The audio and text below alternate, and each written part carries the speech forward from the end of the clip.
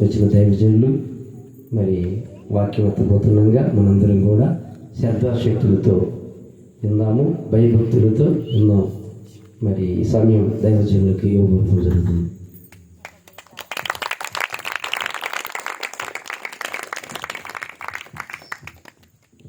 మన రక్షకుడైన యేసుక్రీస్తు నామమున మీ అందరికీ శుభవందనాలు. దేవుని అత్యంత కృపను బట్టి ఈ రాత్రి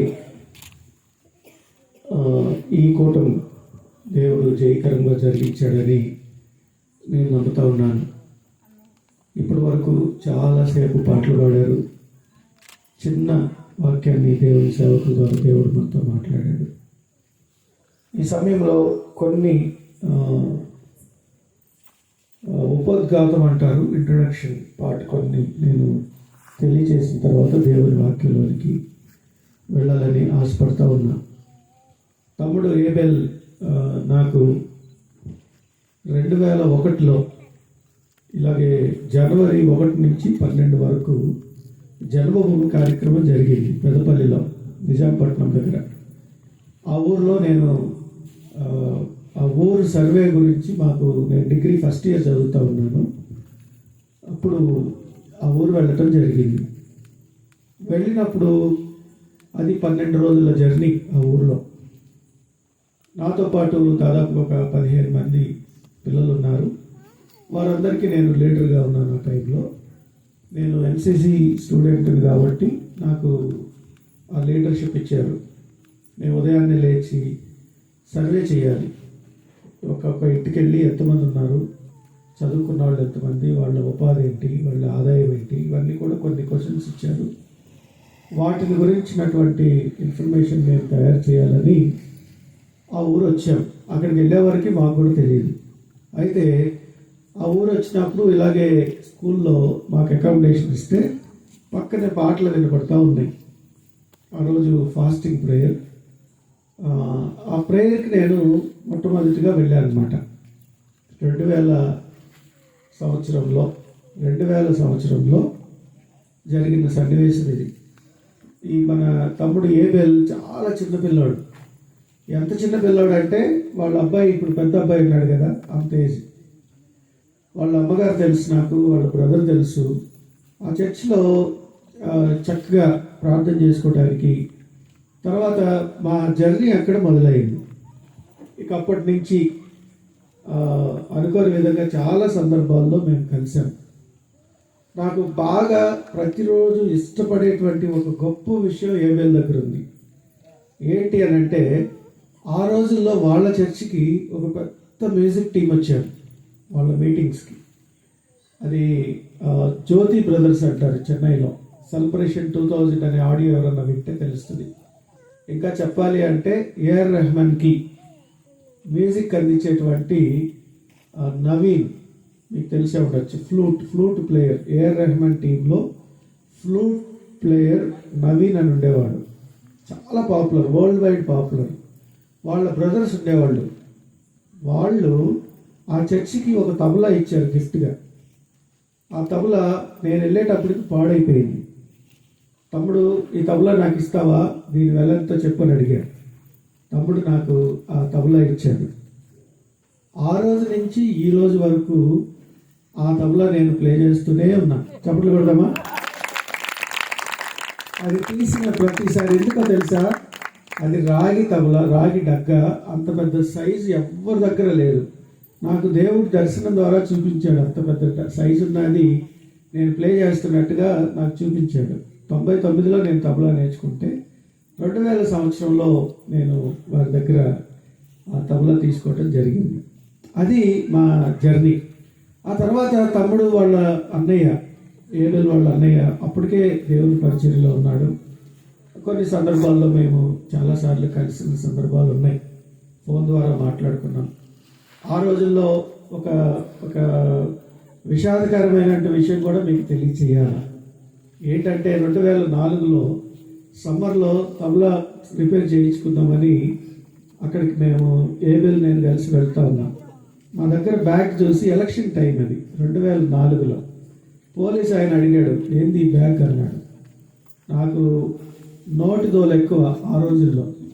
ఈ బ్యాగ్లో బాంబు ఉందన్న అనగానే చంప మీద ఫ్యాక్ట్ అనేసి నన్ను తీసుకెళ్లి స్టేషన్లో కూర్చోబెట్టాడు. అయితే నా దగ్గర అప్పుడు ఐడి కార్డు ఉంది. దాని ఐడి కార్డులో నేను యూనిఫామ్ వేసుకొని ఉంటుంది, ఎన్సీసీ క్యాండిడేట్ కదా. తర్వాత నేను వెళ్ళి బాబు నేను సరదాగన్నా అంటే సరే ఓకే అని మనం పంపించేసి, అప్పటి నుంచి ఏవేళ నాకు బాగా గుర్తొస్తాడు. తబలా వాయించే చాలా స్టేజ్ మీద ప్లే చేశాను. అనుకోని విధంగా రీసెంట్గా నేను గుంటూరులో మ్యూజిక్ స్కూల్ పెట్టాను. మ్యూజిక్ స్కూల్ పెట్టినప్పుడు Trinity school of music summer camp పెట్టారు 30 రోజులు. ఈ 30 రోజుల క్యాంప్కి ఎందుకో సడన్గా గుర్తొచ్చాడు. మ్యూజిక్ అన్న వెంటనే నాకు ఏవేళ గుర్తొస్తాడు. చిన్న వయసులో నుంచి నేను నేర్చుకున్నాను కాబట్టి, తమ్ముడు ఇట్లా స్కూల్ పెట్టాను మీ అబ్బాయిని పంపించు అని చెప్పన్నా. వెంటనే ఫిన్నీని స్కూల్కి పంపించాడు. నాకు చాలా సంతోషం వేసింది. మొట్టమొదటి రోజు వచ్చాడు, వారి కుటుంబంతో వచ్చారు. కొద్ది రోజులు పోయాక చిన్న అబ్బాయి నేను కూడా వస్తానని చెప్పాడంట. ఆ అబ్బాయిని కూడా తీసుకొచ్చి నా దగ్గర చెప్పాడు.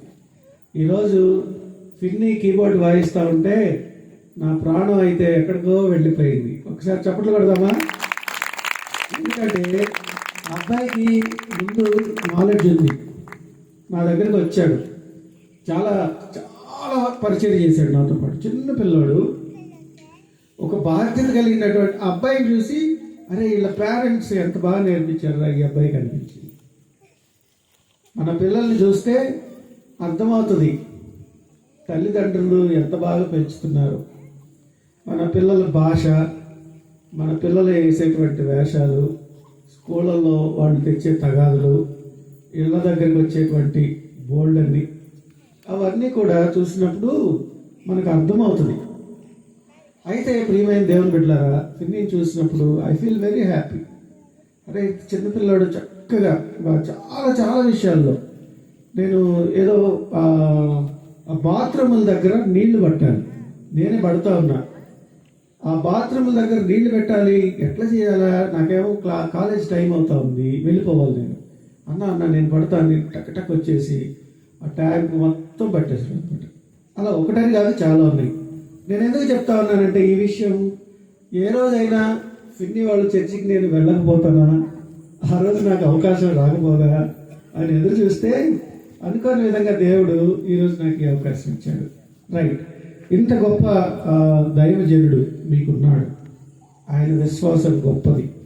ఇక్కడ తిప్పి కొడితే ఒక 100 మంది ఉంటారేమో గట్టిగా, కానీ ఒక 1000 మందికి కావలసినటువంటి సౌండ్ సిస్టమ్, అలాగే ఎక్విప్మెంట్, లైటింగ్, ఇంకా చాలా ఏర్పాట్లు చిన్ననాటి నుండి దేవుని పరిచర్య భారం తెలుసు కాబట్టి ఈ ఊర్లో ఇంత మారుమూల గ్రామం చుట్టుపక్కల మేము ఇందాక వచ్చేటప్పుడు ఇదే రోడ్లో వర్షం పడితే మన కారు ముందుకు వెళ్తుందా లేదని భయపడతా ప్రార్థన చేసుకుంటూ వచ్చాం.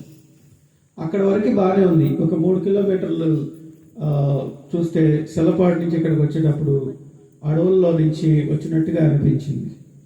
అయితే ఇక్కడ కూర్చున్న నా భార్య పక్కనే ఉంది. ఆమె పంచాయతీ సెక్రటరీగా ఉన్నప్పుడు ఈ ఊరు మీదుగా మేము కొన్నిసార్లు జర్నీ చేసాం. ఎలా అంటే కరోనా టైంలో రోడ్లు బ్లాక్ చేస్తే కొన్నిసార్లు నేను కారులో తీసుకెళ్ళా. ఈమె నా ఈవినింగ్ డ్యూటీ చేసి 7-8 టైంలో ఈ అడవుల్లో బండి మీద ఒక్కతే వచ్చేది. అప్పుడు చెప్తా ఉంది, నేను ఒక్కదాన్నే వచ్చా ఈరోజు ఈ రోడ్లలో కొన్నిసార్లు అని చెప్తా ఉన్నప్పుడు నాకు అనిపించింది, ఈ పరిచర్య ఇక్కడ మొదలుపెట్టినప్పుడు మరి ఎంత భారంతో మొదలుపెట్టాడో, దేవుని ఆత్మతో నింపబడి దేవుని దర్శనం చేత మీ సేవకుడు ఇక్కడికి వచ్చాడు. ఇటువంటి గొప్ప ఏర్పాట్లు మీకోసం చేశాడు. నేను రాగానే టెన్షన్ పడతా ఉన్నాడు. అన్న వర్షం పడతా ఉంది, లోపల పెడదామా బయట పెడదామా అన్నాడు. నేను అన్నాను నీ ఇష్టం అని చెప్పాను. ఎక్కడ పెట్టినా పర్వాలేదంటే అక్కడికి వెళ్ళి చూస్తాడు, అరేంజ్ చేస్తా ఉన్నాడు. సరే అట్లా వచ్చి చూసినప్పుడు ఆకాశం వైపు చూస్తే అంత క్లియర్గా ఉంది. గుంటూరులో కుండపోత వర్షం. మా ఇంట్లో నేను కారులో అడుగు పెట్టిన కాడి నుంచి ఇక్కడ నా ఈ సెలపాడు వరకు వర్షం పడతానే ఉంది. పడ్డప్పుడు మధ్యలో ఒక దగ్గరకు వచ్చిన తర్వాత అక్కడి నుంచి వర్షం లేదు. పాప చూడు వర్షం లేదు ఇక్కడ అంటే నాతో ఉన్న టీం అంతా ప్రార్థన చేస్తూ ఉన్నారు. ఈ మీటింగ్స్ జరగడం దేవుని చిత్తం. ఈ మీటింగ్స్లో మీరందరూ పాలిభాగస్తులు అవటం దేవుని చిత్తం. అలాగే చేబ్రోలు మండల దేవుని సేవకులు ఈ ప్రార్థన కమిటీ ఉంది కదా, చేబ్రోలు పాస్టర్స్ ఫెలోషిప్ సేవకులందరికీ కూడా పేరు పేరున నా ధన్యవాదాలు తెలియజేస్తా ఉన్నాను, నా వందనాలు తెలియజేస్తా ఉన్నా. నేను కేఎల్ యూనివర్సిటీలో కంప్యూటర్ సైన్స్ డిపార్ట్మెంట్లో ఆర్టిఫిషియల్ ఇంటెలిజెన్స్ అండ్ డేటా సైన్స్లో నేను ప్రొఫెసర్గా పనిచేస్తూ ఉన్నా. డిగ్రీ మొదటి సంవత్సరంలో ఉన్నప్పుడు ఏబేల్ పరిచయం అయ్యాడు. ఒక 24-23 ఏళ్ళ తర్వాత మరలా మీతో కలిసి ఏబేల్తో కలిసి దేవుని పరిచర్యలో పాల్గొనడం నాకు చాలా సంతోషం. చిన్న ప్రార్థన చేసుకుందాం, దేవుని వాక్యాన్ని మనం చదువుకుందాం.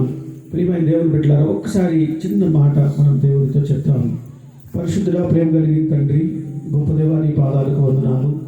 జీవం కలిగిన దేవా, సర్వోన్నతుడా, నీకే వందనాలు ప్రభువా.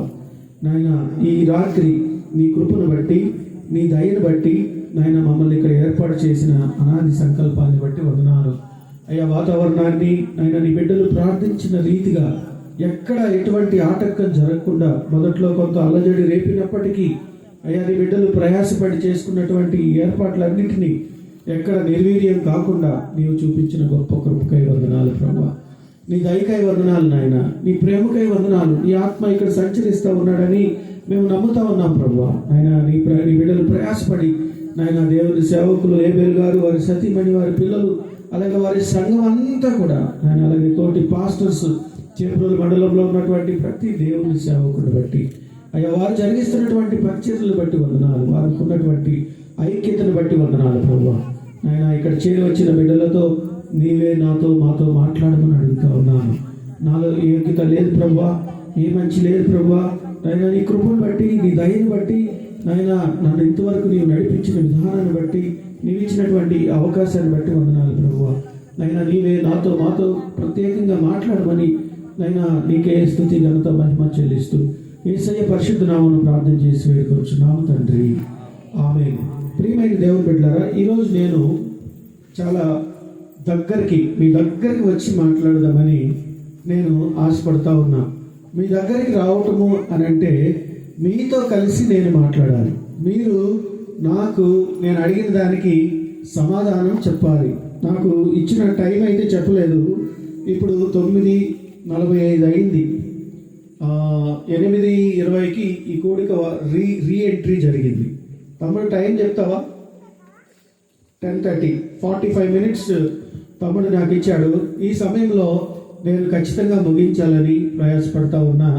వీలైతే ఇంకొంచెం ముందే ముగించామని ఆశపడతా ఉన్నా. దేవుని కృపను బట్టి ఈరోజు రాత్రి మీతో స్పష్టంగా దేవుడు మనతో మాట్లాడాలని నేను ఆశపడతా ఉన్నా. ఒక్కసారి బైబిల్లో 84వ కీర్తన తీద్దాం. 84వ దావీదు కీర్తన ఒకసారి తీద్దాం.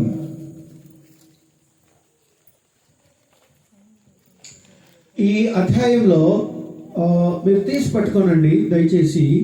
నేను 3 ప్రాముఖ్యమైనటువంటి అంశాలను మీకు తెలియజేయాలని ఆశపడతా ఉన్నా. ఈ అధ్యాయంలో దేవుడు ఏమై ఉన్నాడో చాలా స్పష్టంగా రాయబడింది. అలాగే దేవుడు మనకు ఏమి ఇచ్చాడో కూడా రాయబడింది. అలాగే దేవుడు మన దగ్గర నుంచి ఏమి కోరుకుంటున్నాడు అనేది కూడా వ్రాయబడింది. ఆ వచనాన్ని మనం చదువుదాం. 11వ వచనం చదువుదాం. 84:11. దేవుడైన యెహోవా సూర్యుడును కేడమునై ఉన్నాడు. యెహోవా కృపయు ఘనతయు అనుగ్రహించును. యథార్థముగా ప్రవర్తించు వారికి ఆయన ఏ మేలును చేయక మానడు. చాలు. ఇక్కడ మొట్టమొదటి దీన్ని మూలాంశంగా మనం పెట్టుకున్నాం. దేవుడు ఏమై ఉన్నాడు చెప్పండి నాతో. దేవుడు ఏమై ఉన్నాడు. తర్వాత దేవుడు మనకి ఏమి ఇచ్చాడు చెప్పండి. దేవుడు మనకి ఏమి ఇచ్చాడు. మూడోది, దేవుడు మన దగ్గర నుంచి ఏమి కోరుకుంటున్నాడు. నా మాటలు అర్థమవుతున్నాయా? 3 పాయింట్లు. మొదటి point, the significance of the God. దేవుడు ఏమై ఉన్నాడు, ఆయన గురించి మనకి ఈ వాక్యంలో స్పష్టంగా వ్రాయబడింది. రెండోది, what has God given to us. దేవుడు మనకి ఏమిచ్చాడు. మూడోది దేవుడు మన దగ్గర నుంచి ఏమి కోరుకుంటున్నాడు, what God seeks from us. ఈ 3 అంశాలు మీతో మాట్లాడదామని నేను ఆశపడతా ఉన్నా. ఈ అధ్యాయంలో కనుక చదివితే 3 సార్లు మనకి రిపీట్ అవుతుంది. ఏమని రిపీట్ అవుతా ఉంటుందంటే ఆయన ఏమై ఉన్నాడో రాయబడి ఉంది. చదువుదాం. మొట్టమొదటిసారి వచనం చదివితే ఏమంటుందో తెలుసా? మొదటి వాక్యం, మొదటి వచనం, సైన్యములకు అధిపతియగు యెహోవా. ఒక్క నిమిషం అక్కడ ఆగుదాం. సైన్యములకు అధిపతియగు యెహోవా. ఎవరు సైన్యం? ఎవరు అధిపతి? ఎవరు? యెహోవా. ఎవరు? మా హాల్ తగ్గించమ్మా, హాల్ ఎఫెక్ట్ హాల్ తగ్గించు. ఓకేనా? నా మాటలు అర్థమవుతున్నాయా? సైన్యములు ఎవరు? సైన్యములు ఎవరు అనంటే దేవుడు మనం ఆలోచిస్తే పరలోకం అనేటువంటి ఆలోచన కనుక మనం కలిగి ఉంటే, ఒకసారి మన రాజు పరివారం, రాజు దగ్గర ఉన్నటువంటి మంత్రులు, సైన్యాధిపతులు, రాజుతో ఉన్నటువంటి సమూహం అంతా కూడా ఆలోచిస్తే ఎలా ఉంటుందో అలాగే ఉంటుంది.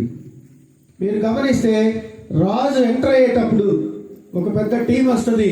మీరు చాలాసార్లు ఈ స్కిట్లలో, సీరియల్లో, సినిమాల్లో చూసుంటారు. రాజు వచ్చేటప్పుడు రాజు వస్తున్నాడు అని చెప్పి ముందుగా ఒకడు పెద్ద అనౌన్స్మెంట్ చేసుకొని ఒక బాగానో డ్రమ్ చెప్తా ఉంటాడు. అవును కదా, చేస్తాడు. ఇప్పుడు మన దగ్గరకు ఒక పెద్ద విఐపి వచ్చాడు అనుకోండి, ఒక ఎమ్మెల్యే గారో, ఎంపీ గారో, లేకపోతే ఒక మినిస్టర్ గారు వచ్చేటప్పుడు ముందు ఒక ఎస్కాట్ వస్తూ ఉంటుంది. ఆ వెహికల్ చూసి పోలీస్ వెహికల్ వస్తూ ఉంది, తర్వాత ఇంకొక వెహికల్ వస్తుంది, తర్వాత ఆ నాయకుడు వస్తాడు, ఆయన తర్వాత ఆయన సిబ్బంది వస్తారు, ఆయనతో పాటు చాలా మంది వస్తారు. అలాగే ఆలోచిస్తే ఒక రాజు సింహాసనం మీద ఆసీనుడై ఇవ్వడానికి అనేక మంది ఆయన్ని పొగుడుతూ ఉంటారు. అక్కడ ఒక పెద్ద టీం ఉంటుంది, ఆయన గొప్పతనాన్ని వివరిస్తూ ఉంటుంది. అలాగే దేవుడు సైన్యాధిపతి. ఎలా సైన్యాధిపతి అని అంటే, ఆయన సింహాసనం మీద కూర్చున్నప్పుడు అక్కడ ఉన్నటువంటి దేవదూతలు ఆయన చేసినటువంటి గొప్ప మేలును బట్టి, ఆయనకున్నటువంటి నామాన్ని బట్టి, ఆయన చేసినటువంటి సృష్టిని బట్టి ఆయన్ని స్తుతిస్తూ ఉంటారు. కోటాను కోట్ల దేవదూతలు ఆయనను స్తుతిస్తూ ఉంటారు. మనకు చదివితే కెరూబులు, సెరాపులు అనేటువంటి దేవదూతలు, దేవుని దగ్గర సైన్య సమూహములు ఆయన్ని స్తుతిస్తూ ఉంటారు. దేవుని యొక్క గొప్పతనమును వివరిస్తూ ఉంటారు. అదే సైన్యములకు అధిపతి యెహోవా. మీరు గమనిస్తే ఇంకొక మాట ఏంటంటే, ది మోస్ట్ హై, ఉన్నతమైన వాడు. ఆయనకున్నటువంటి పేర్లు సర్వోన్నతుడు, సర్వ సృష్టికర్త, మహోన్నతుడు, చాలా పేర్లు ఉన్నాయి ఆయనకి. అంటే ఇక్కడ భక్తుడు రాసేటప్పుడు ఒక మాట రాశాడు, ఆయన సూర్యుడును కేడెమునై ఉన్నాడు. బాగా గమనించండి, ఆయన సూర్యుడును అనంటే అర్థం ఏంటంటే ఆయన ది మోస్ట్ హై, ఆయన వెలుగై ఉన్నాడు. ఈ లోకమంతా ఆయన చూస్తూ ఉన్నాడు. అంతేగాని సూర్యుడు దేవుడు కాదు. దేవుడు సూర్యుడు అంటే సూర్యుడు దేవుడు కాదు. నా మాటలు అర్థమవుతున్నాయా? జాగ్రత్త గమనించండి. దేవుడైన యెహోవాను భక్తుడు సూర్యునితో పోలుస్తూ ఉన్నాడు. సూర్యుడు వెలుగునిస్తాడు. మన దేవుడు వెలుగునిచ్చేటువంటి దేవుడు. మన దేవుడు గొప్ప దేవుడు. అంతేకాదు, ఆయన ఏం చేస్తున్నాడో తెలుసా? ఆయన కేడెము, షీల్డ్ అంటారు. యుద్ధం చేసేవాడు ఒక చేత్తో కత్తి ఉంటుంది, ఇంకో చేత్తో డాల్ ఉంటుంది. అవతల వాడిని దండించడానికి, అవతల వాడిని చంపేయడానికి, అవతల వాడితో తలబడటానికి ఆయన చేతిలో కత్తి ఉంటుంది. అవతల వాడు కత్తి విసిరినప్పుడు, అవతల వాడు దెబ్బ కొట్టాలన్నప్పుడు ఆయనకు ఉన్నటువంటి షీల్డ్ ద్వారా తనని తాను రక్షించుకుంటూ ఉంటాడు. ఈరోజు దేవుడు నిన్ను నన్ను రక్షిస్తూ ఉన్నాడు. ఈరోజు దేవుడు నిన్ను నన్ను కాపాడుతూ ఉన్నాడు. ఒక్కసారి ఆయన కాపాడడా, నేను ఎప్పుడు చూడలేదే అని అనుకుంటే ఒక్కసారి ఆలోచిద్దాం. మీ అందరికీ చిన్నపిల్లలు ఉన్నారు. చిన్నపిల్లలు ఉన్నప్పుడు చిన్నపిల్లల్ని ప్రతిసారి మనం గమనించలేము, చాలాసార్లు మర్చిపోతూ ఉంటాం. కానీ దేవుడు కాపాడుతాడు, దేవుడు కాపాడుతాడు. హల్లెలూయా, హల్లెలూయా, హల్లెలూయా. మీరు గమనించండి, రోజుకి నేను 100 కిలోమీటర్లు ప్రయాణం చేస్తా. ఇప్పుడున్న పరిస్థితుల్లో కరెక్ట్ టైం 8 గంటలకు నేను బయటకు వస్తే 9 గంటలకు నా ఆఫీస్లో నేను కంబు కూడా వేసేస్తా. ఈ రోడ్డు మీద వెళ్ళేటప్పుడు మా ఇంటి దగ్గర నుంచి కేఎల్ యూనివర్సిటీకి వెళ్ళే లోపు ఎన్నో యాక్సిడెంట్లు చూస్తూ ఉంటా. నేను ఫోన్ మాట్లాడుతూ ఉంటా, కొన్నిసార్లు సిలబస్ చూస్తూ ఉంటా, కొన్నిసార్లు దేవుని వాక్యం పెట్టుకొని వెళ్తూ ఉంటా, కొన్నిసార్లు వాక్యం వింటా వెళ్తుంటా, పాటలు వింటా వెళ్తుంటా. ఈ మధ్యలో ఫోన్లు వస్తూ ఉంటాయి, మాట్లాడుకుంటా వెళ్తా. వెళ్ళాము, తగిలింది, యాక్సిడెంట్ అయితేమో అనిపిస్తుంది, కానీ దేవుడు కాపాడుతూ ఉన్నాడు. ఒకసారి చెప్పలు కొడదామా, చెప్పలు కొడదామా. నిద్రపోతున్నా చెప్పలు కొట్టండి. మా అమ్మ బాగా నిద్రపోతుంది, చైర్లో కూర్చొని బాగా మంచి జోల పడినట్టుగా ఉంది. మా తల్లి ఒకసారి హల్లెలూయా చెప్తావా? హల్లెలూయా. మన సోయిలో లేదు. హల్లెలూయా లేచి ముఖం కడుక్కో. నాకు కూడా ఇందా నిద్ర వచ్చింది, నేను వెళ్ళి ముఖం కడుక్కొని వచ్చా. ఓకేనా? రైట్. ప్రియమైన దేవుని బిడ్డలారా, దేవుడు మనల్ని కాపాడుతూ ఉన్నాడు. It's true. మీరు నమ్మినా నమ్మకపోయినా ఇప్పటికీ చాలాసార్లు కాపాడు ఉంటారు. భయంకరమైనటువంటి పరిస్థితుల్లో మనం ఉన్నాం, దేవుని కాపుదల మనకుంది. మీకు తెలుసా, మీకు ఒక విషయం తెలుసా, కొన్ని ప్రాంతాల్లో ఇట్లా మీటింగ్స్ పెట్టుకునే పరిస్థితి లేదు. బహిరంగంగా బైబిల్ తీసుకొని బయటకు వెళ్ళే పరిస్థితి లేదు. బైబిల్ చూస్తే చంపేసే ప్రాంతాలు ఉన్నాయి. దేవుని సేవకుడిని బట్టలోడ తీసి బంధించి కాళ్ళు చేతులు కట్టి ఇష్టానుసారంగా హింసించిన ప్రాంతాలు చాలా ఉన్నాయి. ఎక్కడో కాదు, మన ఇండియాలోనే.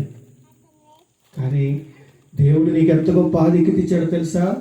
ముందు ముందు రోజుల్లో ఇటువంటి పరిస్థితులు వస్తాయా అంటే చెప్పలేము. ఇటువంటి మీటింగ్స్ జరుగుతాయా అంటే చెప్పలేము. దేవునికి విరోధంగా ఉన్నటువంటి శక్తులు లెగుస్తూ ఉన్నారు. ఎప్పుడైతే క్రైస్తవుడు అంటాడో వాడంటే చీప్. నిజమండి. తెలుసా, మనము మన చర్చెస్లో బైబిల్ పట్టుకొని నడవాలంటే భయపడతాం, తీసుకురాలేము కొన్నిసార్లు. ఇప్పుడు ఫ్యాషన్, ఫోన్లు వచ్చేసినాయి, పట్టణాల్లో చాలామంది చూస్తాం. కానీ మీరు బైబిల్ పోయండి, బైబిల్ చదవండి.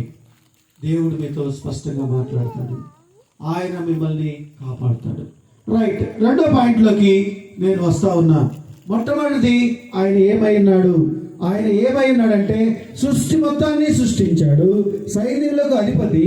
దేవుడు ఈ లోకంలో నరుణ్ణి సృష్టించాడు. నరుని సృష్టించిన తర్వాత నరునికి ఏమేమి కావాలో అన్నీ ఇచ్చేశాడు. ఆ తర్వాత ఆయన ఈ సృష్టి మొత్తం మీద అధికారం ఇచ్చాడు. దేవుడు ఏమిచ్చాడు అనే రెండో పాయింట్లోకి వచ్చాం కదా. ఏమిచ్చాడు తెలుసా? దేవుడు కృప ఇచ్చాడు, ఘనత ఇచ్చాడు. కృప అంటే ఏంటో తెలుసా? కృప అంటే ఏంటో తెలుసా? మనకి ఏది అర్హత లేదో అది ఇవ్వటం. బైబిల్లో 103వ కీర్తనలో ఒక మాట ఉంటుంది, మన అతిక్రమాలను ఆయన, చెప్పండి, చదువుతారా? సూర్యునికి భూమి ఎంత ఉన్నతంగా ఉన్నదో, భూమి కంటే ఆకాశం ఎంత ఉన్నతంగా ఉన్నదో, ఆయన యందు భయభక్తులు గలవారి ఎడల ఆయన కృప అంత అధికంగా ఉంది. కృప అంటే అదండి. మీకు తెలుసు, మీరు గుండె మీద చేసుకొని చెప్పండి, ఎన్నిసార్లు దేవునికి దూరంగా ఉన్నాం? మన మాటల ద్వారా, ప్రవర్తన ద్వారా, ఆలోచన ద్వారా, క్రియల ద్వారా చాలాసార్లు దేవుణ్ణి దుఃఖపరిచినాడు ఉంటాం. ఇంకో మాట చెప్పనా, మనము ఎదుటివాడి తప్పులు చూసి ఎదుటివాడు తప్పులు చేసినప్పుడు మన కళ్ళ ముందు ఏదైనా వారికి ఏదైనా నష్టం జరిగితే తెక్క కుదిరింది అనుకుంటాం కదా, ఈ గిట్టాగే జరగాల, ఇంతే జరగాలనుకుంటాం కదా. కానీ దేవుడు అలా అంటున్నా, భూమి కంటే ఆకాశం ఎంత ఉన్నతం అంటే, భూమి ఆకాశం ఎక్కడైనా కలుస్తాయా? ఆయన కృప ఎంత ఉన్నతమైనదంటే ఏ టైంలో నువ్వు వెళ్ళినా నిన్ను యాక్సెప్ట్ చేయడానికి దేవుడు ఉన్నాడండి. That is his grace. నువ్వు ఎంత పాపం చేసినా, ఎంత భయంకరమైన స్థితిలో ఉన్నా, ఏ అలవాట్లో ఉన్నా, దేవునికి దూరంగా ఉన్నా, ఇంట్లో నుంచి వెలివేయబడినా, నీ జీవితము బహుభయంకరంగా ఉన్నా, దేవుడు నిన్ను రక్షించడానికి ఆయన కృప చూపిస్తూ ఉన్నాడండి. మీరు గమనిస్తే చాలామంది పాస్టర్లు ఉన్నారు, చాలామంది దేవుని సేవకులు ఉన్నారు. ఒక్కొక్క పాస్టర్ గారి దగ్గరికి వెళ్ళి, అయ్యా దేవుడిని నమ్ముకోకముందు నీ జీవితం ఎలా ఉంది ఒకసారి చెప్తావా అంటే ధైర్యంగా చెప్తారు. నేను అట్లా చేశా, ఇట్లా చేశా, ఆ పాపం చేశా, ఈ పాపం చేశా. దేవుని కృపను బట్టి దేవుడు నన్ను రక్షించాడయ్యా. దేవుని కృప లేకపోతే ఏమైపోయినావు?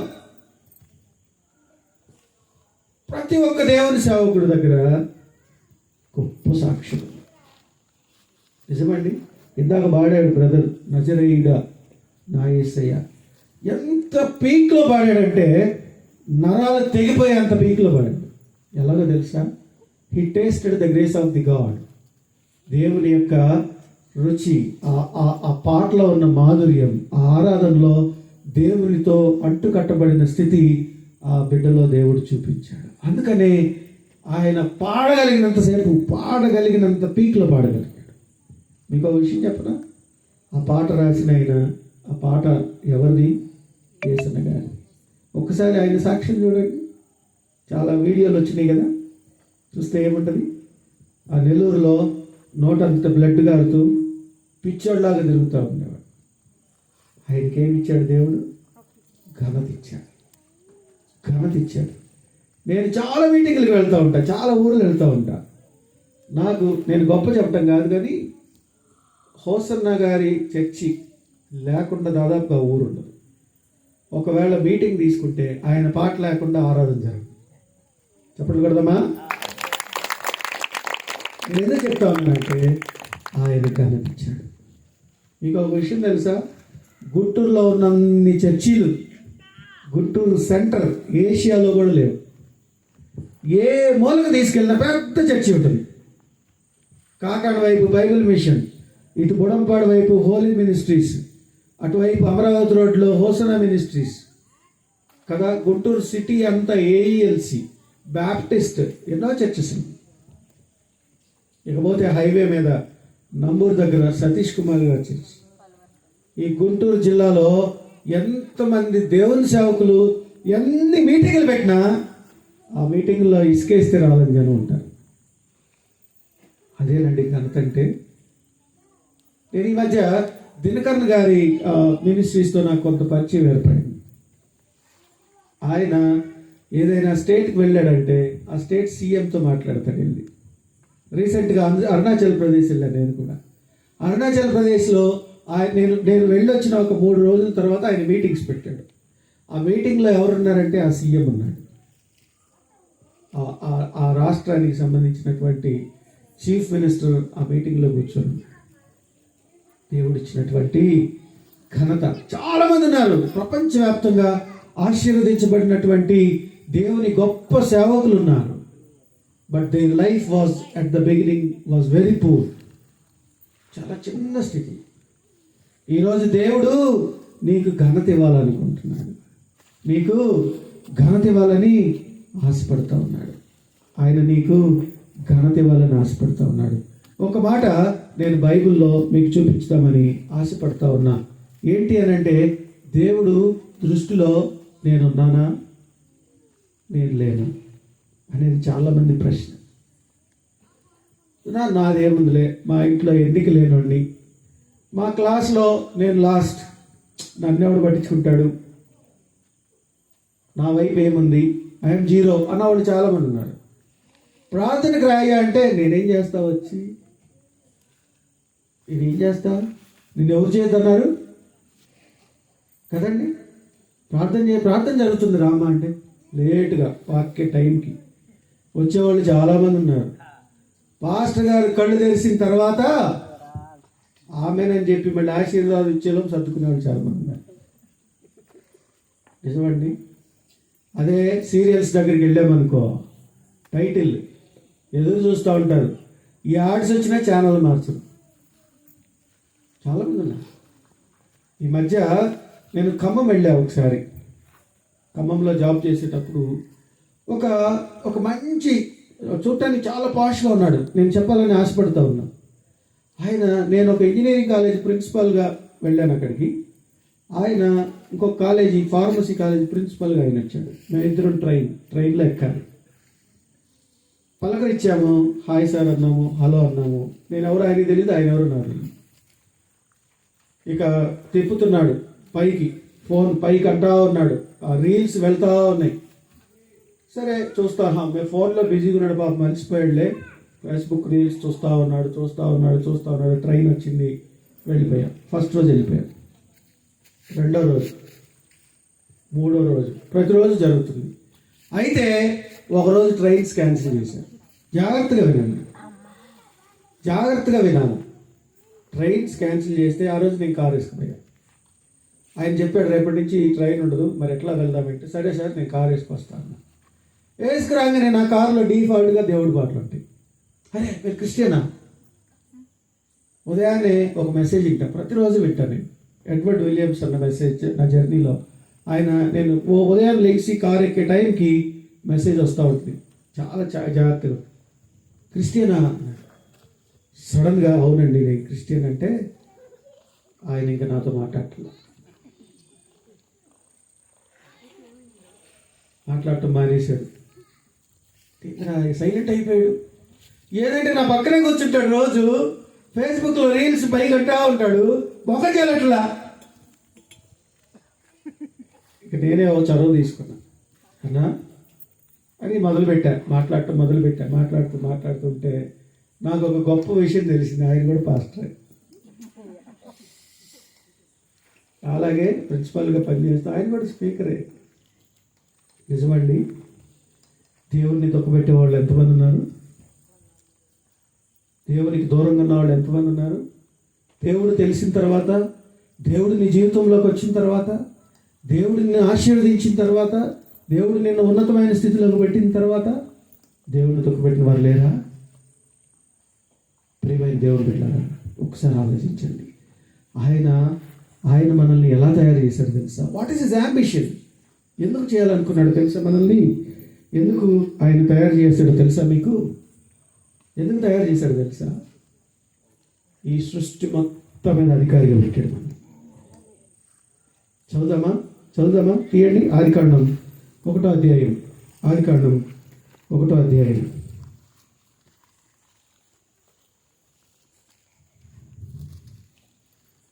26 నుంచి చదువుకుంటూ వెళ్దాం, 28 వరకు. దేవుడు మన స్వరూపమందు మన పోలిక చొప్పున నరులను చేయదు.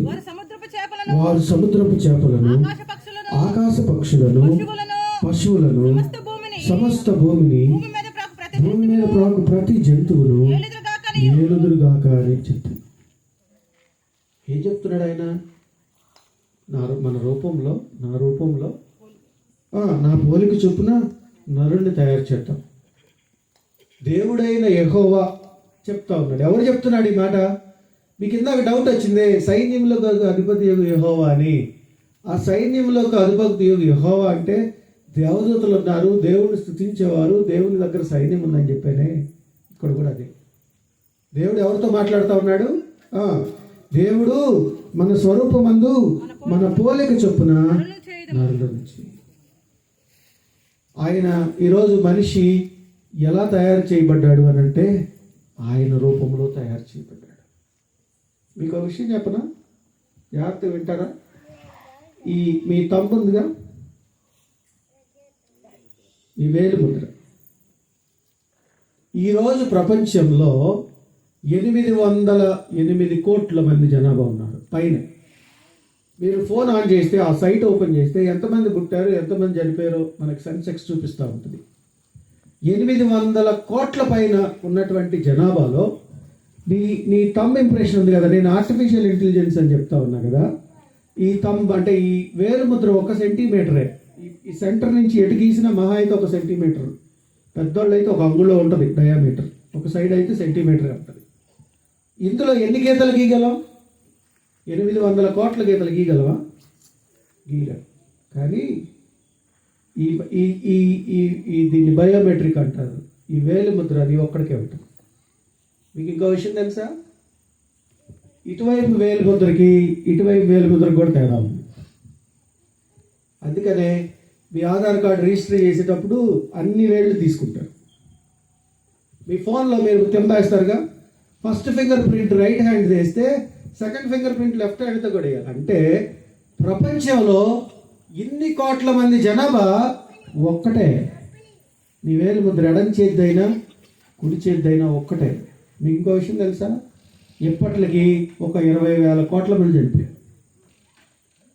ఇకపై మీ తర్వాత ఇంకొక 20,000 కోట్ల మంది పుట్టొచ్చారు. కానీ ఇప్పటి వరకు చనిపోయినారు, కానీ ఇకపై పుట్టే వాళ్ళకి కానీ మీ వేలు ముద్ర రాదు. ట్విన్స్ అంటారు, ఒకేసారి 2 పుడతారు. అసలు ఒక మనిషిలోనే కుడి చేతికి ఎడం చేతికి తేడా ఉన్నప్పుడు వేలు ముద్ర, ఒక గర్భంలో నుంచి వచ్చిన 2కి తేడా ఉందా? పోలికలు ఒకటే ఉండొచ్చు. నేను ఇప్పుడు ఎందుకు చెప్తున్నాను తెలుసు ఈ మాట? నేనెవరిని అనంటే నీవు దేవుని దృష్టిలో ఉన్నవాడిని. ఈ ప్యాటర్న్ అంటారు దీన్ని. ఈ ప్యాటర్న్ ఒక నంబర్ ఉంటుంది, యూనిక్ ఐడి. ఆధార్ కార్డులో యుఐడి అని రాసి ఉంటుంది. మీరు పెన్షన్ తీసుకోవాలన్నా, స్కాలర్షిప్స్ తీసుకోవాలన్నా, మీ ఫోన్ సిమ్ కార్డ్ యాక్టివేట్ చేయాలన్నా మీరు ఈ బయోమెట్రిక్ వేయాల్సిందే. అది నీ ఒక్కడికే ఉంటుంది. ఇప్పుడు చెప్పండి, దేవుని దృష్టిలో లేవా? నేను లాస్ట్ బెంచ్లో ఉన్నా, నా టీచర్కి తెలియదు, నా హెడ్ మాస్టర్ నన్ను పట్టించుకోరు అనుకున్నావేమో. But you are the most significant. ఆయనకు కూడా ఒక రిజిస్టర్ నెంబర్ ఉంటుంది. ఆ లాస్ట్ బెంచ్లో ఉన్నవాడు కూడా పరీక్షకి వెళ్తాడు, అతనికి కూడా ఒక హాల్ టికెట్ నెంబర్ ఉంటుంది. నిజమండి, ఏ వ్యక్తి కూడా నశించిపోవడం దేవునికి ఇష్టం లేదు. ఆయన ఎవరి రూపంలో తయారు చేశాడు అని అంటే ఆయన రూపంలో. మీకు ఒక విషయం తెలుసా? మీకు ఒక డౌట్ రావాలా ఈ పాటికి. ఆయన రూపంలో తయారు చేశాడు కదా, మరేంటి రకరకాలుగా ఉన్నాం మనం? వచ్చిందా ఎప్పుడన్నా? వచ్చిందా లేదా? ఇప్పుడు చదువుదాం. రైట్, 7వ వచనం. దేవుడైన యెహోవా, చదవండి. ఒక్క నిమిషం ఉన్నా. 1:2 2వ అధ్యాయం 7వ వచనం. దేవుడైన యెహోవా నేల మట్టితో నరుని నిర్మించి వాని నాసికారంధ్రములలో జీవవాయువును ఊదగా నరుడు జీవాత్మయే. మట్టి తీసుకున్నాడు, తడిపాడు, ఆయన రూపంలో ఉన్నటువంటి బొమ్మను తయారు చేశాడు. ఈ నాసికారంధ్రం అంటే ఈ ముక్కు. ఒక 2 నిమిషాలు ఉండండి, ముక్కు మూసి చచ్చిపోతాం. ఎవరైనా ముక్కు మూసుకొని ఆత్మహత్య చేసుకున్నాడు ఉన్నారా? చెప్పండి. లేరు, ఉండరు. ఎందుకు ఉండలేడు? ఆత్మహత్య చేసుకోవాలన్నా కుదరదు ముక్కు మూసేసి. ఎవరైనా చనిపోయారు అనుకోండి, ఈ వేలు పెట్టి చూస్తారు, గాలాడుతుందా, తర్వాత నాడి కొడుతుందా, చల్లబడ్డా, వెంటనే తెలియదుగా, వెంటనే శరీరం చల్లబడదుగా, గాలి మాత్రం వెంటనే తెలియదు. అంటే నేను ఎందుకు చెప్తున్నా ఈ మాట అంటే, ఈరోజు నీవు పీలుస్తున్నటువంటి గాలి, నీవు బతికున్నావు అనటానికి ఉన్నటువంటి ఒక రుజువు, అది ఆయువు. ఆయువు అదే ప్రాణ ఆయువు, అదే ఆక్సిజన్. ఆ ఆక్సిజన్ని దేవుడు మంటి బొమ్మలో ముక్కులో ఊదితే ఆ ఆత్మ జీవాత్మ అయింది. చెప్పండి కొడదామా? నీకు అర్థమవుతుందా? ఎక్కడి నుంచి వచ్చింది ఇది? నా ఇష్టం, నా శరీరం, నా లైఫ్, నువ్వేం చెప్పక్కర్లా నాకు అనేవాళ్ళు చాలామంది ఉన్నారు. నాకు తెలుసు ఏం చేయాలి. ఇది తప్పురా, ఇటు వెళ్ళొద్దు, నువ్వు ఈ పని చేస్తున్నావు, ఇది తప్పు అని చెప్తే నాకు తెలుసు, నేనేం చేయాలో నాకు తెలుసు అన్నవాళ్ళు చాలామంది ఉన్నారు. నీది కాదు, నీది కాదండి. ఎవరిచ్చారు ఈ ఊపిరి? చెప్పండి, ఎవరిచ్చారు? ఎవరిచ్చారు? దేవుడిచ్చాడు. నాసికారంధ్రములలో జీవవాయువు ఊదగా నరుడు జీవాత్మాయను. గబాలను దోమ వచ్చిందని కొడతాం, చచ్చిపోద్ది. దాని గురించి ఆలోచిస్తామా? మన కాళ్ళ కింద ఎన్నో పురుగులు చనిపోతాయి, ఆలోచిస్తామా? మనం ఇష్టంగా పెంచుకున్నటువంటి కోళ్ళు, కుక్కలు చనిపోతాయి, గేదెలు చనిపోతాయి, ఆలోచిస్తామా? రోడ్డు మీద వెళ్ళేటప్పుడు చాలా యాక్సిడెంట్లు జరిగి చాలా జంతువులు చనిపోతూ ఉంటాయి. ఆ ఓనర్ కొద్దిసేపు బాధపడతాడు, నష్టపరిహారం వస్తే తీసుకుంటాడు, లేకపోతే పోతే పోయిందిలే మనకి ఎంతవరకు ఉందనుకుంటాడు. పొరపాటున ఒక మనిషి చనిపోయాడా, ఒక మనిషి హత్య చేయబడ్డాడా, టీం మొత్తం దిగింది. పోలీస్ టీం ఎన్ని రకాల సెక్షన్స్ ఉంటే అన్ని రకాలు. అసలు ఆ మనిషి మీకు ఫైనల్గా ఎందుకు చనిపోయాడనే తెలియజేయరు, కానీ వాళ్ళకు మాత్రం తెలుసు ఆ మనిషి ఏ కారణం చేత చనిపోయాడో. ఖచ్చితంగా దాన్ని తీసి చూపిస్తారండి. పొరపాటున అది మర్డర్ అయితే ఖచ్చితంగా ఛేదిస్తారంతే. ఎందుకో తెలుసా? మనిషికి మాత్రమే ఉంది విలువ, మనిషికి మాత్రమే ఉంది విలువ. ఈరోజు సైన్స్ చెప్తా ఉంది, మనిషికి ఉన్నటువంటి ఒక చిన్న శాంపిల్, DNA శాంపిల్తో ఆ మనిషి మొత్తం చరిత్ర అంతా బయటకు తీసేయచ్చు. కాబట్టి నీవు వట్టివాడు కాదు, నువ్వేదో సడన్గా వచ్చి ఊడిపడ్డవాడు కాదు, నువ్వు సడన్గా ఈ చర్చికి వచ్చినాడు కాదు. There is a big plan behind your life. దేవునికి దీని మీద గొప్ప ప్రణాళిక ఉంది, లేకపోతే ఇక్కడికి రావు. ఏం చెప్పాడు అక్కడ? ఫలించి అభివృద్ధి పొందండి. అంతేకాదండి, ఫలించి అభివృద్ధి చెందకుండా ఇంకేమన్నాడు తెలుసా? అభివృద్ధితో పాటు చదువుదాం, ఏమంటున్నాడు?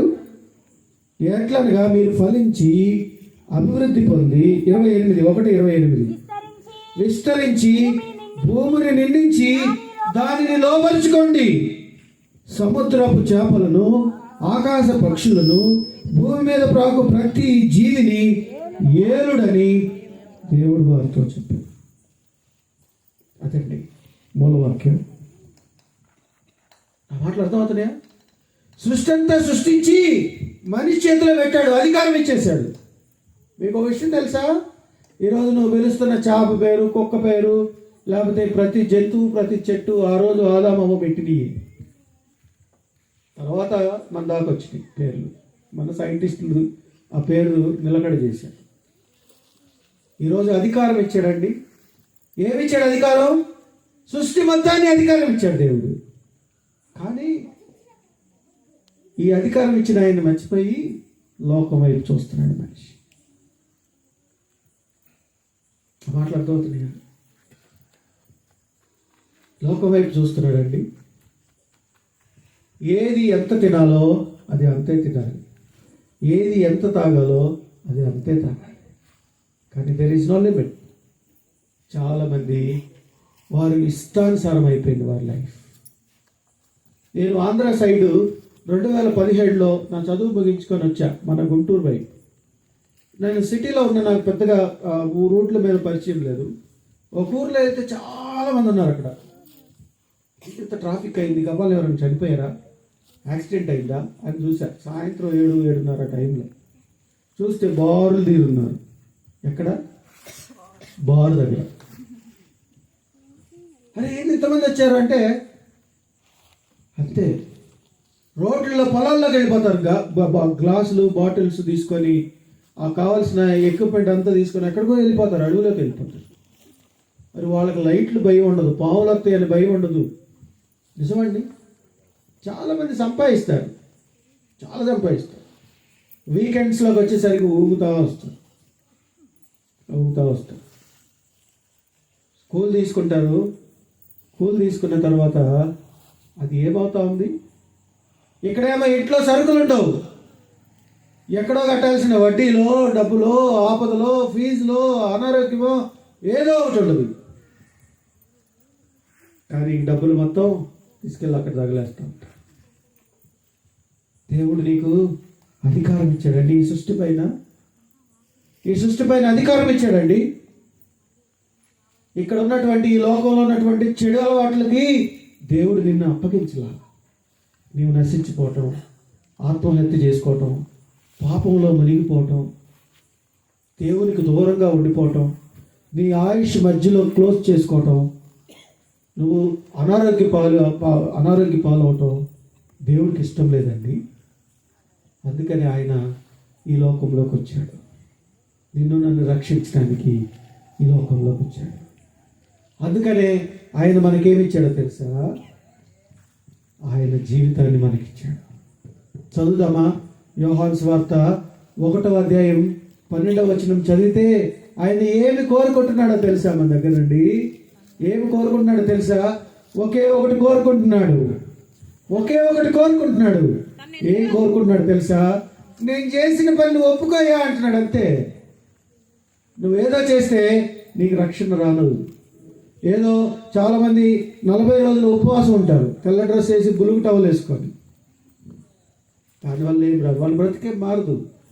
మారిన వాళ్ళు చేస్తే మంచిదే, నేను కాదంటలా. ఈ 40 రోజుల తర్వాత వాళ్ళ పరిస్థితి వేరుగా ఉంటుంది. నేను గమనిస్తూ ఉంటాను. ఒక పెద్ద ఆయన నాతో కలుస్తూ ఉంటాడు.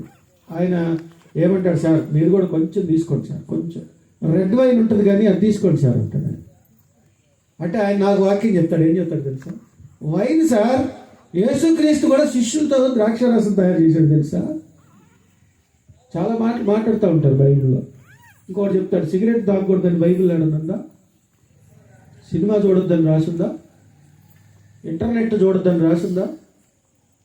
ఇప్పుడు వచ్చిన టెక్నాలజీ. బైబిల్ రాసి ఎన్నేళ్ళు అయింది? అర్థమవుతుందండి నేను చెప్పేది? మనం తెలివిగా మాట్లాడినా, ఆ టైంలో తప్పించుకున్నా మన లైఫ్ స్పాయిల్. దేవుడు నీకోసం నా కోసం సిలువలో రక్తం కార్చాడండి. సిలువలో రక్తం కార్చాడు దేవుడు. ఆయన మనకేమిచ్చాడో తెలుసా? రక్షణ ఇచ్చాడు. ఆయన ఇచ్చినటువంటి రక్షణ బట్టే నీకు కృప వస్తుంది. ఆయన ఇచ్చిన రక్షణ నువ్వు తీసుకుంటే నీకు ఘనత వస్తుంది. నువ్వు ఎక్కడ అడుగు పెడతావో అక్కడ దేవుడు నిన్ను ఆశీర్వదించాలని ఇష్టపడతా ఉన్నాడు.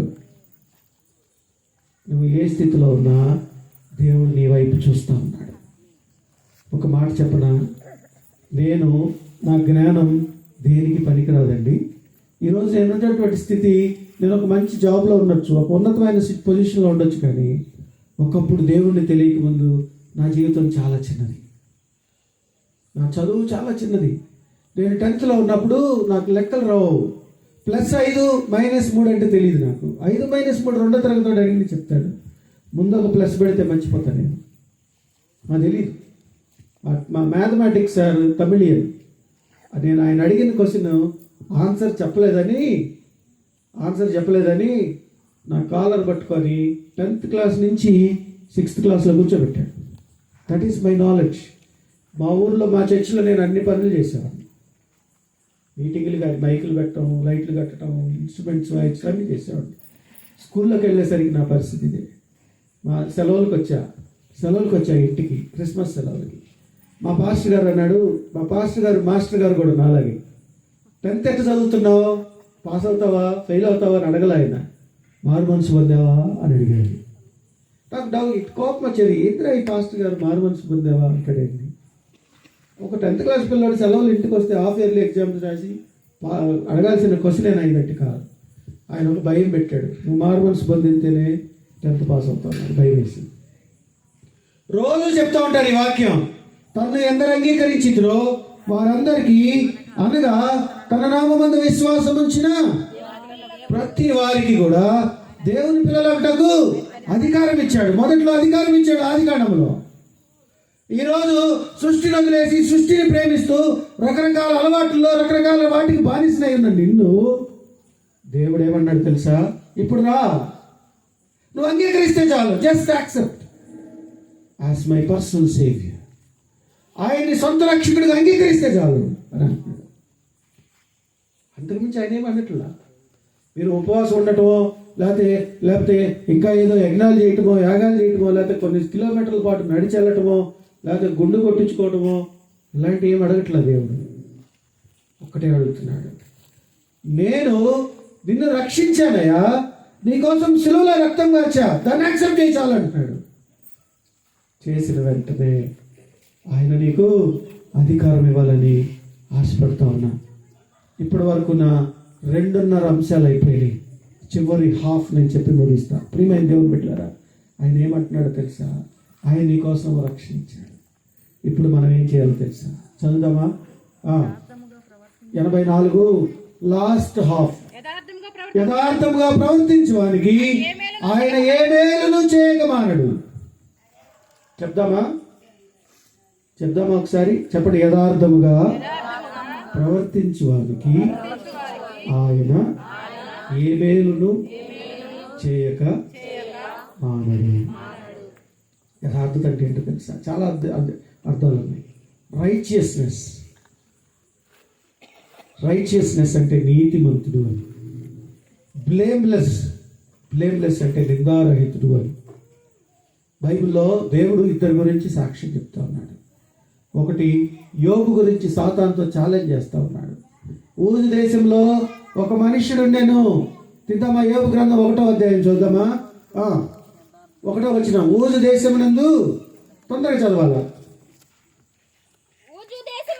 ఊజు దేశమందు యోబు అని ఒక మనుష్యుడు ఉండెను. అతడు యథార్థవంతుడును న్యాయవంతుడునై దేవుని యందు భయభక్తులు కలిగి చెడుతనమును విసర్జించేవాడు. ఒక్క నిమిషం ఆగుదాం. ఎవరి గురించి ఏం చెప్తున్నారు? దేవుడు యోబు గురించి సాతానుతో ఛాలెంజ్ చేస్తున్నాడు. ఈరోజు వీరనాయకుని పాలెం దగ్గర ఒక మనుషుడు ఉండెను. ఇప్పుడు మీ రైట్ హ్యాండ్ ఉంది కదా, మీ కుడి చెయ్యి ఇక్కడ పెట్టుకోండి. ఒకసారి మీ పేరు చెప్పండి. మీ పేరు మీకు చెప్పుకోండి. ఇదిగో నేను చెబుతున్నా, నా పేరు విక్రమ్. వీరనాయకుని పాలెమునందు విక్రమ్ అనే ఒక మనుష్యుడు ఉండెను. ఇప్పుడు చదువమ్మా. విక్రమ్ యథార్థవంతుడు న్యాయవంతుడు దేవుని యందు భయభక్తులు కలిగి చెడుతనమును విసర్జించి. చెప్పగలరా? ఈ మాట మీరు చెప్పారు కదా, మీ గురించి దేవుడు చెప్పగలరా? మీ భర్త చెప్పగలరా? మీ పనిచేసే ఆఫీస్లో మీ పై ఆఫీసర్ చెప్పగలరా? మీ కింద వాళ్ళు చెప్పగలరా? దేవుడు ఏం కోరుకుంటున్నాడు తెలుసా? యథార్థత కోరుకుంటున్నాడు. యథార్థత అంటే ఏంటో తెలుసా? ఉన్నది ఉన్నట్టుగా. ఆయన ఏమన్నాడు నాతో చెప్పండి.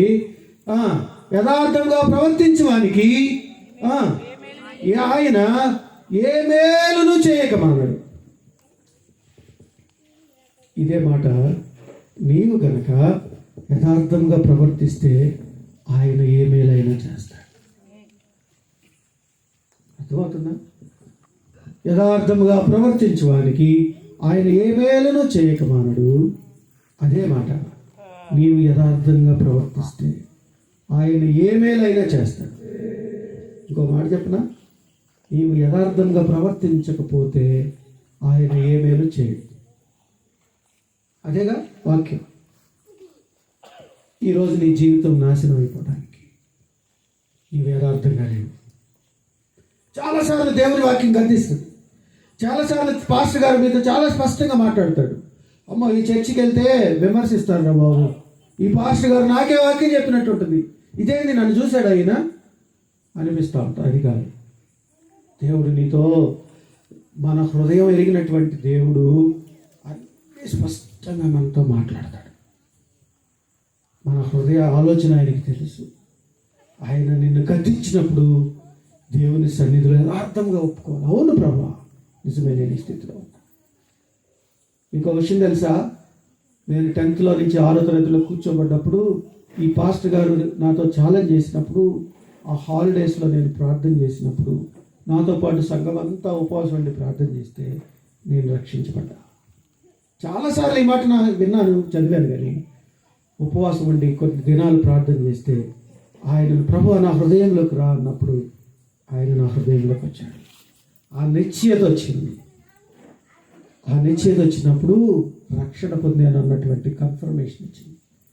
ఈరోజు దేవుడు నిన్ను అడుగుతా ఉన్నాడు, ఎందరు అంగీకరించిరో వారందరికీ తన పిల్లలకుటకు ఆయన అధికారం ఇచ్చాడు. అధికారం అంటే ఈ లోకం మీద అధికారం, దేవునితో అధికారం. మన తల్లిదండ్రుల దగ్గరికి వెళ్ళి, అయ్యా దేవుడా నాయన నాకు ఇది ఇవ్వంటామా, అధికారంతో అడుగుతాం. డాడీ ఫీజు కట్టాలా, ఇగో ఈ అబ్బాయి ప్యాడ్ కొనిచ్చుంటాడు, ఏవేళ్ళతో కీబోర్డ్ కొనిచ్చాడు, డాడీ నా కీబోర్డ్ కనిపి నేను నేర్చుకొని వచ్చా అని చెప్పండి కదా. అటువంటి గొప్ప కృప దేవుడు నీకు ఇచ్చాడు. ఒక్కసారి అందరం లేచి ఉంచుదామా? దేవుడు ఈ వాక్యాన్ని మనందరం వెనుకల్లో ఆశీర్వదించు. నీవు గనక దేవుణ్ణి ఇప్పటికే నమ్ముకున్న విశ్వాసం అయితే యథార్థముగా దేవుని దగ్గర ఒక ప్రార్థన చేయి. ప్రభువా, ఇదిగో నీకు ఇష్టం లేనిది నా జీవితంలో ఇది ఉంది ప్రభువా. ఒక్కసారి ప్రార్థన చేద్దాం. ఒకవేళ నీవు దేవునికి ఇప్పటికీ ఎరగని వ్యక్తి అయితే యథార్థంగా దేవుని సన్నిధిలో, అయ్యా ఈ పాపాన్ని నా పాపాన్ని క్షమించండి. ఇంకొక మాట చెప్తా. దేవుడిని నమ్ముకున్న నేను 10th నుంచి 6లోకి వెళ్ళినోడిని 10th ఫస్ట్ క్లాస్లో పాస్ అయ్యా. తర్వాత ఈరోజు నేను 2 పీజీలు చదివా, 2 PhDలు, 4 పీజీలు చదివా. దేశంలో ఉన్న బహు ఉన్నతమైనటువంటి ఎగ్జామ్ నేను క్వాలిఫై అయ్యా. ఇదంతా కూడా దేవుని కృపండి. నీ చెయ్యి దేవుని చేతిలో పెడితే ఈరోజు దేవుడు నిన్ను ఆశీర్వదించాలని ఆశపడతా ఉన్నాడు. దేవునికి నచ్చనిది, దేవునికి ఇష్టం లేనిది ఏదైనా కానీ ఈ క్షణం నువ్వు విడిచిపెడితే యథార్థముగా ఒప్పుకుంటే దేవుడు నిన్ను ఆశీర్వదించాలని ఆశపడతా ఉన్నాడు. ఎవరు మౌనం కూడా 2 నిమిషాలు ప్రార్థించడం. దయచేసి చేతులు ఎత్తుదాం. ఏసయ్యా నాయన నా హృదయం నీకు తెలుసు ప్రభా, నా హృదయం నీకు తెలుసు నాయన. ఏసయ్యా నా జీవితం నీకు తెలుసు ప్రభా, నేను ఎక్కడ ఓడిపోయానో నీకు తెలుసు ప్రభా, ఎక్కడ నీవంటే దూరంగా